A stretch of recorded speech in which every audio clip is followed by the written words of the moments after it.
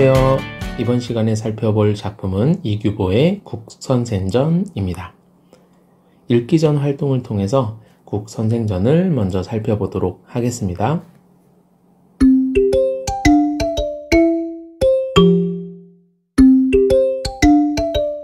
이번 시간에 살펴볼 국선생전은 가전체 소설입니다. 그래서 가전체 소설의 특징에 대해서 한번 살펴볼 거고요.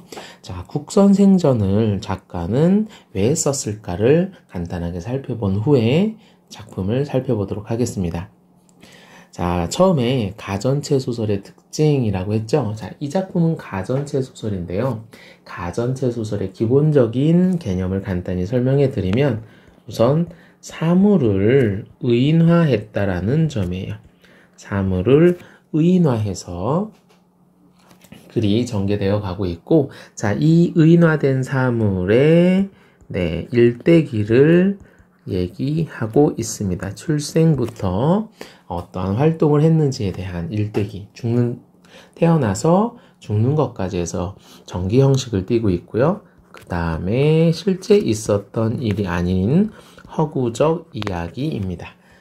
그래서 가전체 소설이라고 하는 가장 기본적인 개념은 사물을 의인화하고 그 사물에 의인화된 사물을 전기 형식으로 출생부터 죽음까지 이야기를 끌고 나가고 있고, 그 이야기는 허구적이다 라고 하는 특징을 가지고 있습니다.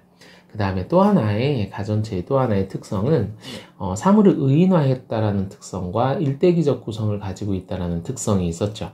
그 다음에 그 이야기에 무엇이 들어가 있냐면 교훈이 들어가 있다라는 특징을 또 가지고 있습니다. 그래서 어떻게 살아야 하는지 우리 이 작품 국선생전에서는 그 교훈이 어떤 내용이 있는지를 우리가 또 한번 살펴볼 텐데요. 삶에 대한 교훈 또는 조심해야 될 점, 이런 것들을 알려주고 있습니다. 자, 이 국선생전을 작가는 어떠한 목적, 어떠한 의도를 가지고 썼을까라는 것도 우리가 한번 간단하게 살펴볼 텐데, 이 국선생전은 여기에 나와 있는 것처럼 수를 의인화했어요. 수를 의인화한 작품인데, 이 수를 통해서 국선생전이 얘기하고자 하는 것은 무엇이냐면 신화의 모습이에요. 어떤 신화의 모습을 가져야 하는지, 신화라면 어떠한 모습을 지녀야 하는지에 대해서 이 국선생전에서는 잘 보여주고 있는데, 특히 군자라면 어떻게 처신을 해야 하고 나아갈 때와 물러날 때를 어떻게 잘 알고 스스로 물러나고 스스로 나아가는지에 대해서 알려주고 싶은 작가의 의도가 숨겨져 있습니다. 그래서 국성의 모습을 통해서 이 국성을 통해서 어떤 신화의 모습을 추구하고 있는지를 한번 살펴보면 좋을 것 같아요. 자, 그러면 작품을 살펴보도록 하겠습니다. 자, 우리가 살펴볼 국선생전 본문입니다. 전체를 살펴보면 좋은데 우선은 교재에 나와 있는 부분을 중심으로 설명을 하도록 하겠습니다. 자, 국성의 자는 중지이니 주천군 사람이다 라고 되어 있어요. 자, 국성이 바로 이렇게 국성이라고 하는 이름이 나와주네요. 자, 우리가 요 작품에서 국성이라고 하는 것이 수를 의인화한 것이다 라고 하는 걸 이미 알고 있기 때문에 국성은 수를 의인화했다라는 것을 알 수 있고, 요 국자는 술의 재료가 되는 누룩국자예요. 누룩국자. 요것도 참고로 알아두면 좋을 것 같아요. 자, 맑은 수를 의인화했다라고 하는데 국성의 의미죠. 자, 국성의 자는 중지이니 주천군 사람이다 라고 되어 있고, 어려서 서막에게서 사랑을 받아서 서막에게 사랑을 받아서 바로 그 이름을 지어주고 자도 붙여준 것이다. 서막이 국성에게 이름과 자를 붙여줬다라고 합니다. 자, 이 서막은 중국 위나라의 애주가고 실존 인물입니다. 이렇게 가전체의 특징인데 이렇게 실존 인물을 등장을 시켜서 자, 이렇게 실존 인물을 등장을 시키면 이 이야기가 허구이긴 하지만 실제로 있었던 것 같은, 그쵸? 또 흥미를 불러일으키고, 네. 그 다음에 이야기의 사실성을 확보해 주기도 합니다. 자, 이런 서막이 이름을 붙여 주었대요. 자, 먼 조상은 온 사람이었다라고 합니다. 이 온 사람도 술을 발효시키기 위해선 따뜻한 온도가 필요하기 때문에 이렇게 온 사람이라고 표현을 했고요. 항상에서 농사를 지으며 스스로 생활을 충당하며 살았다. 적나라가 주나라를 칠 때 그를 사로잡아 돌아왔던 까닭에 그 자손 가운데는 적나라에 퍼져 사는 이들도 있었다라고 합니다. 자, 증조부에 관하여서는 사관이 그 이름을 잃어버렸고 조부인 모는, 여기서 모는 보리를 또 의인합니다. 보리도 그렇죠, 술의 재료가 되죠. 자, 주천 땅으로 옮겨서 주천군 사람이 되었다. 아버지 차가 있는데 여기서 차는 흰술을 의미합니다. 이 아버지 차가 벼슬을 드디어 하는데 평원 도구가 되고라고 되어 있는데 이 평원 도구는 좋지 않은 술이에요. 좀 독하면서 좋지 않은 술. 여기에서는 낮은 관직을 이렇게 표현했다라고 생각하면 됩니다. 자, 평원 도구가 된 아버지, 농사행정을 맡은 귀족인 곡씨의 딸을 아내로 맞이해서 낳은 게 성이다 라고 되어 있어요. 자, 앞에서부터 여기까지 내용을 살펴보면 네, 어떤 내용이에요? 국성에 어떻게 출생을 했고, 그쵸? 어떻게 태어났고, 그 다음에 아버지, 어머니, 할아버지, 할머니 해서 가계를 소개해주고 있습니다. 자, 가정체 소설의 특징이기도 했죠. 출생부터 죽음까지를 일대기를 전해오기 때문에 이러한 내용이 들어가겠어요. 그다음에 중간 부분에는 이제 국성이 어떠한 성격을 가지고 있고 어떠한 공적을 이루었는지에 대한 내용이 나올 겁니다. 자, 그 다음 내용 살펴볼게요. 자, 국성의 성격을 보려고 하는데 벌써 나오네요. 아이 때부터 벌써 아주 깊숙한 궁량을 지니고 있었다. 국성에 대해서 아주 긍정적인 태도를 보여주고 있죠. 마음이 넓다라는 얘기예요. 자, 그러면서 한 번은 손님이 그 아비를 찾아와서 성을 눈여겨보며 뭐라고 얘기하냐면 이 아이의 마음 쓰는 그릇이 넘쳐난다 라고 하면서 또 국성의 성품을 칭찬해주고 있습니다. 그러면서 1만굽이 파도와 같아서 맑길래야 더 맑아질 게 없고 뒤 흔들어도 흐려짐이 없다라는 표현을 통해서 국성이 쉽게 변하지 않는 성품이다 라는 것을 우리가 알 수 있습니다. 그래서 그 손님이 국성의 성품을 얘기해주고 있고 그대와 얘기함이 즉 아버지와 얘기함보다 국성과 이야기하는 것이 훨씬 더 즐겁다 라고 하면서 국성이 얼마나 훌륭한 성품을 지니고 있는지 말해주고 있습니다. 자, 국성이 장성하게 되자 새로운 친구들을 사귀었겠죠. 중상 땅의 유영과 심양 땅의 도잠과 더불어 친구가 되었다라고 하는데 이 유영과 도잠은 실존 인물이에요. 실존 인물로서 네, 유영 같은 경우는 사상가가 되는 거고 도잠은 네, 시인입니다. 그래서 아주 훌륭한 사람들이 찾는 친구이다. 누가?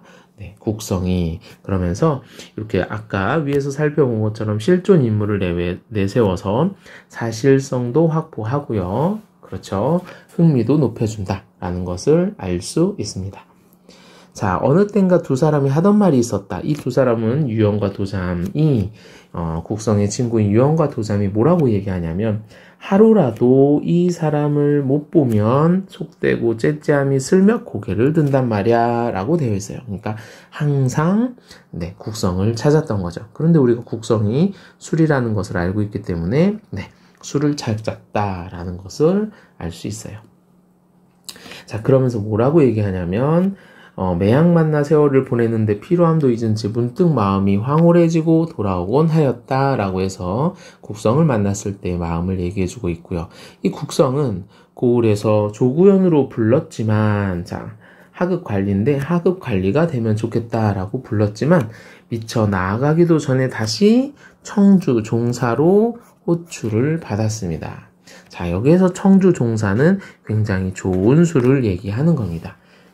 좋은 술. 자, 그러면 네, 아빠가 국성의 아버지는 좋지 않은 술로서 어떤 평원 도구라고 불렸는데 아들인 국성은 청주 종사로 맛이 좋은 술로 표현이 되고 있네요. 그래서 뭘 할 수 있냐면 네, 여기에서는 아버지인 평원 도구랑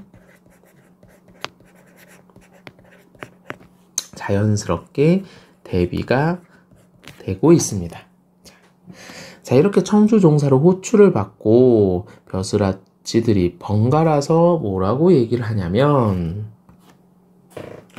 청거를 합니다. 누구에게? 임금에게 이 사람을 뽑아야 된다라고 얘기를 하죠. 그래서 임금이 명령을 내려서 모셔오라고 하고 이윽고 불러보았는데 임금이 극히 보더니 이 사람이 주천의 국생이란 말인가 하면서 짐이 그대의 향기로운 이름을 들어본 지 오래도다 라고 하면서 향기롭다라는 표현을 씁니다.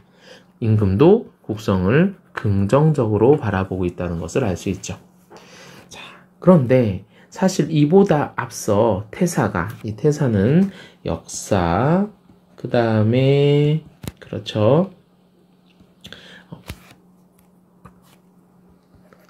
천문을 담당하는 태사가 이미 국성이 오기 전에 술을 관장하고 있는 이 주기성이 크게 빛을 발합니다 라고 하면서 국성이 아주 중요한 인재라는 것을 알 수 있게 됩니다.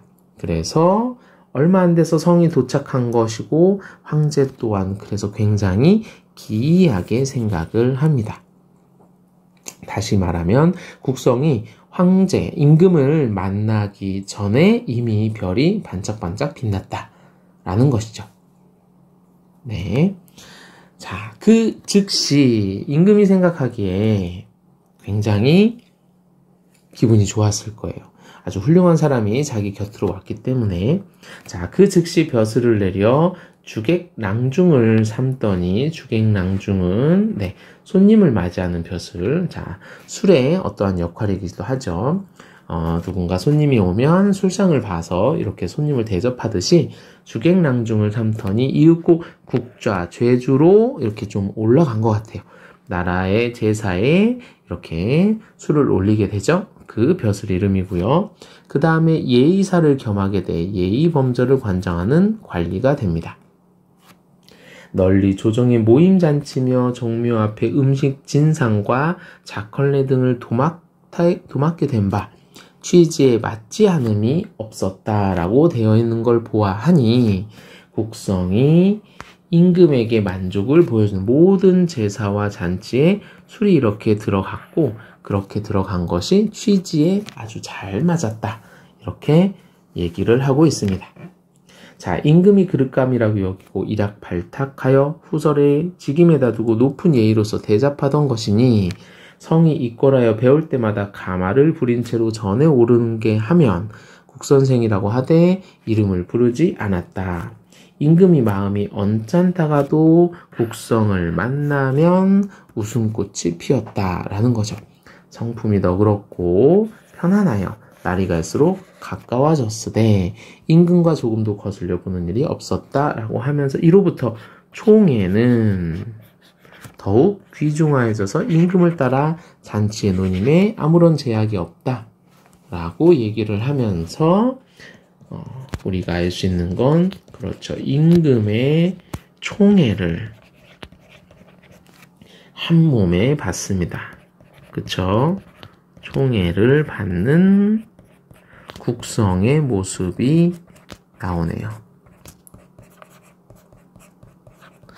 네, 국성이 임금을 만나서 궁 안에서 본인이 맡은 벼슬을 맡은 바 임무를 잘하고 그렇게 하다 보니까 임금은 훨씬 더 좋아하고 그래서 국성의 기본적인 임금에 대한 신뢰가 높아져 가고 있습니다.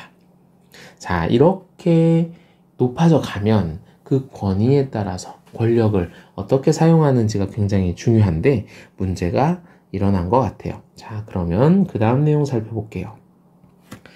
자, 아들인 곡과 포 여기 아비가 누리는 총애를 믿고 횡포를 부리기 시작합니다. 자, 이걸 사자성어로 하면 호가 호의가 되겠죠. 여우가 이 여우가 호랑이의 어떤 위세를 빌려서 호기를 부린다는 말이에요. 자, 호가 호의는 그러니까 아비의 어떤 위세를 바탕으로 아들들이 횡포를 부리고 있는 거죠. 중서령으로 보이는 모영이라는 사람이 자, 붓을 의인한 이 모영이 탄핵을 올립니다. 자, 이 탄핵은 맡은 바 자신의 위치에서 자신의 일을 하지 않았다라는 의미에서 상소를 올리는데 뭐라고 올리냐면 사랑을 받고 있는 신하가 총애를 남용하더라라고 얘기합니다. 막 쓴다라는 거죠. 천하에 걱정하는 바인데 이제 국성이 얼마 아니 되는 재간을 가지고 조정에 올라와서 지위가 3품이나 올라갔는데 깊숙이 숨어있는 도적을 안으로 불러들이고 남의 몸과 명예를 손상시키길 즐기옵니다 하면서 그렇죠. 술이 너무 과하면 안 된다라고 하는 술의 폐해를 이렇게 지적을 해주고 있습니다. 그래서 많은 사람들이 아우성치고 골치를 아파합니다. 이거는 나라의 충신이 아니라 실상은 백성에게 해독을 끼치는 도적입니다. 라고 얘기를 합니다. 누구를? 그렇죠. 여기에서 말하는 국성이죠. 이 국성을 도적이라고 얘기를 합니다. 자, 성의 세 아들은 아비가 받는 총애를 믿고 기댄 횡포에 방자하여 사람들을 괴로움에 끼치는 바가 되니 자, 이 아들에 대한 얘기고 나오죠. 청하옵건대 한꺼번에 죽음을 내려서 원망을 입게 맞게 하소서. 원망, 다른 사람의 원망을 맞게 해달라.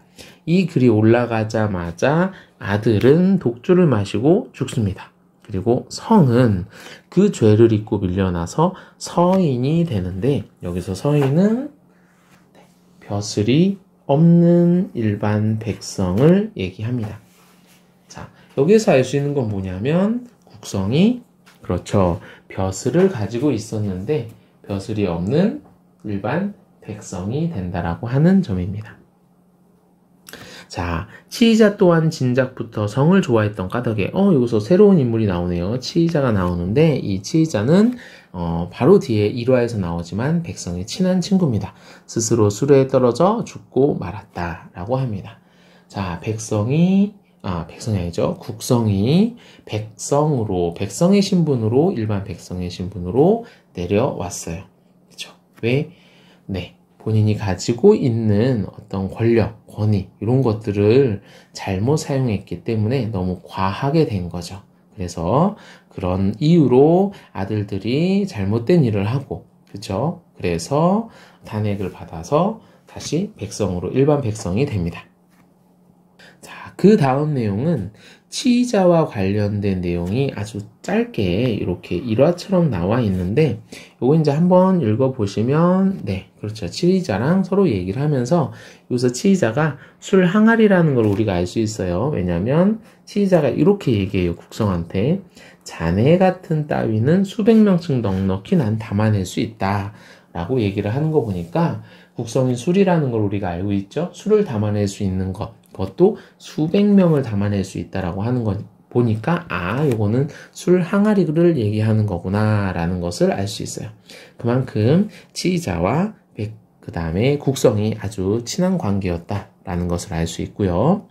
자, 이제 우리가 살펴볼 건 뭐냐면 국성이 벼슬을 잃었어요. 일반 백성이 됐습니다. 일반 백성이 됐다라는 것은 벼슬을 벗었다라는 건데 이 벼슬을 잃었다라는 것은 국성이 금지가 됐다. 술이 금지가 됐다라는 것을 알 수 있습니다. 자, 술이 금지가 되면 어떤 문제가 일어날까요? 우리가 술을 언제 먹냐면 기분 좋을 때도 먹지만 아주 힘들거나 걱정거리가 많을 때도 그 걱정을 잊기 위해서 술을 먹습니다. 자, 그런데 술을 못 먹게 했더니 무슨 문제가 일어나냐면 제고울과 격고울 사이에, 여기서 제고울과 격고울은 배꼽과 가슴 사이라고 하는 의미라고 생각하시면 됩니다. 자, 배꼽과 가슴 사이는 마음이에요. 그렇죠. 마음에 도적이 들었다라고 하는 것은 근심과 걱정이 굉장히 많이 쌓여갔다는 것을 비유합니다. 자, 마음에 근심과 걱정이 있을 때 이걸 해결할 수 있는 방법이 술인데 술을 금지시켰더니 이게 계속 쌓입니다. 자, 임금이 그래서 이 도적들을 토벌하려고 했지만 마땅한 인물이 생각이 나지 않아서 다시 국성을 기용을 합니다. 자, 국성을 다시 기용을 해서 다시 이것 좀 어떻게 해결해 달라 라고 얘기를 했더니 국성이 병종을들과 함께 고락을 같이 하면서 수성의 물길을 터서 근심 걱정에 물길을 터서 한 번에 해결을 하죠. 네, 한 번에 해결을 합니다.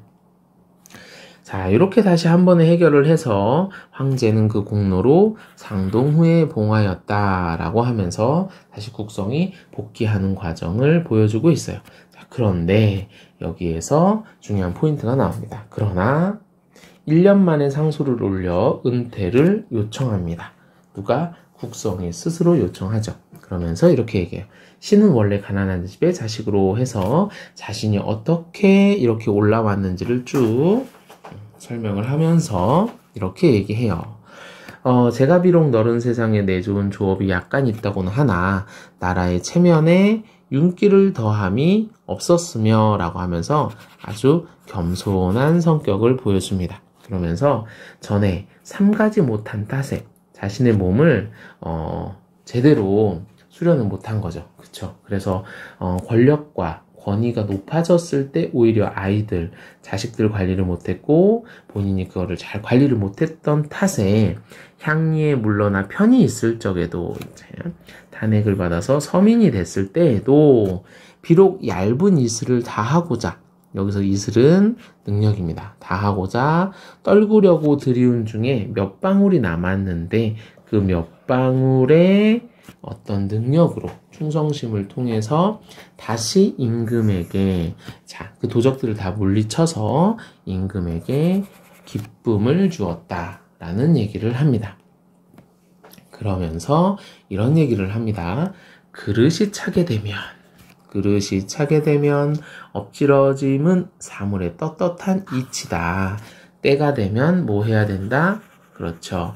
물러나야 된다라는 것이 신하의 도리이다 라는 것을 국성이 스스로 깨닫고 알고 있었던 거죠. 그래서 이제 신이 목이 타고 소피가 잦은 병에 걸려서 힘들다. 그러니까 저를 뭐 해달라, 놔달라 라고 얘기했는데 황제는 그것을 허락하지 않습니다. 첫 번째는 왜냐면 그만큼 황제가 국성을 사랑했다라는 것을 알 수 있고요. 하지만 성이 거듭 굳이 사직할 뜻을 얘기하자, 얘기하니까 임금이 허락을 하게 되었고 고향으로 돌아가서 자신의 생명을 다하면서 이제 죽었다라는 얘기로 마무리되고 있어요. 자, 우리가 이렇게 국선생전을 본문을 통해서 간단하게 한번 살펴봤는데 이 국성이라는 인물은 수를 의인화한 인물이고 아주 도량이 넓고 임금의 총애를 받습니다. 물론 아들들의 죄가 있었고 그럼으로 인해서 신분이 한번 백성으로 낮아졌죠. 하지만 다시 등용돼서 자신의 역할을 아주 잘 치른 인물로 나오고요. 그래서 이 작품은 신하의 모습, 바람직한 신하의 모습은 어떤 모습을 가져야 하는지에 대한 것, 그 다음에 너무 과하면 어떤 문제가 일어날 수 있는지에 대해서 얘기해주고 있는 작품이다라고 정리를 해볼 수 있겠습니다. 함께 생각해 보면서 이 작품을 정리해 보도록 하겠습니다.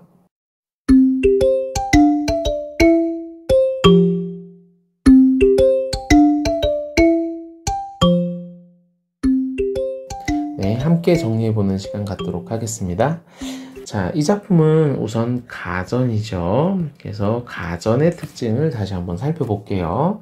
우위성을 지니고 있다라는 점, 여기서 우위성이라는 것은 수를 사람처럼 표현했다라는 거예요. 우리가 앞에서 의인화시켰다라고 정리를 해볼 수 있고요. 서사성이라고 하는 것은 국성의 조상과 국성의 일대기를 이야기했다라는 점이에요. 우리가 이거는 전기 형식이라고 하는 부분과 연결이 될 것 같아요. 자, 그 다음에 교훈성을 지니고 있다라고 하는 것은 군자의 처신. 요 군자의 처신은 신하의 모습이라고 해도 될 것 같습니다. 바람직한 신하의 모습은 어떤 모습인가, 어떤 점을 경계해야 되는가를 알려주고 있는 작품이다. 이렇게 정리할 수 있고요. 자, 국성과 치자와 국성의 아들 임금간의 관계를 보면 임금은 국성을 당연히 총애합니다. 국성의 긍정적인 면을 강조해주는 인물이고, 국성의 아들은 어떻게 보면 국성의 입장에서는 이 국성의 세 아들은 그렇죠, 경계 대상이 돼야 되는 거죠. 자, 그 다음에 치자는 국성의 친구, 절친이라고 볼 수 있겠네요. 자, 됐습니까? 네. 그래서 이 작품은 이미 우리 제목에서 국선생전이라고 하는 측면에서 술에 대해서 긍정적인 의미를 가지고 있는 가전이다라는 것을 생각해 볼 수 있고요. 자, 이 작품에서는 술은 긍정적인 것이기는 하지만 적당히 먹어야 된다. 다시 얘기하면 신하가 총애를 받을 수는 있긴 하지만 그 총애를 믿고 횡포가 일어나거나 그 자녀들이 횡포가 일어나서는 안 된다. 다시 얘기하면 신하로서의 도리와 처신을 우리는 좀 고민해보고 경계를 해야 된다 라는 것을 강조해준 작품이라고 정리해 볼 수 있겠습니다. 네. 그러면